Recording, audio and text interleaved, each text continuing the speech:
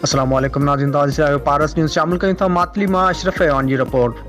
मातली शहर जे मुख़्तलिफ़ इलाइक़नि में म्यूनिसिपल कमेटी पारां तरक़ियाती कम शुरू कया विया आहिनि। शहर जे सलीम कॉलोनी, फज़लाबाद कॉलोनी, निज़ामानी पाड़े, खट्टी मोहल्ले, गरीबाबाद पाड़े, गोपांग मोहल्ले समेत शहर जे काफ़ी इलाइक़नि में घटियुनि खे पको करण वारो कमु हलंदड़ आहे। तरक़ियाती कमु हलण सबबि उन्हनि इलाइक़नि जे माण्हुनि में ख़ुशी जी लहर छाइल आहे। उर people's ladies wing Matli city जे सदर शादिया फेरोज़ मेमण समेत ॿियनि मक़ामी अहदेदारनि शकीला मेमण, अज़ीज़ा खटी, मरियम खटी, इनायत खटी ऐं ॿियनि पारां तरक़ियाती कमनि जो जाइज़ो वठण लाइ मुख़्तलिफ़ इलाइक़नि जो दौरो कयो ऐं हलंदड़ कम ते इत्मीनान जो इज़हार कयो। उन मौक़े ते पीपल्स पार्टी मातली सिटी जे सदर शाज़िया फेरोज़ मेमण ऐं ॿियनि मीडिया सां ॻाल्हाईंदे चयो त मातली जे MP ॾाॾा हाजी मोहम्मद हालेपोटो ऐं वॾो वज़ीर जे ख़ासि मावन मैडम तंज़ीला कमरानी जे ख़ासि दिलचस्पीअ सां शहर जे मुख़्तलिफ़ इलाइक़नि में तरक़ियाती कम हलंदड़ आहिनि।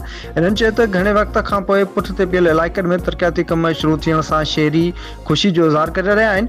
शाज़िया फेरोज़ मेमण चयो त अदी तंज़ीला कमरानी ऐं MP ॾाॾा हाजी मोहम्मद हालेपोटो जी कोशिशुनि सां मरहलेवार सॼे शहर में तरक़ियाती कमनि जो ॼार विछाए शहर खे जदीद सहूलियतूं ॾिनियूं वेंदियूं।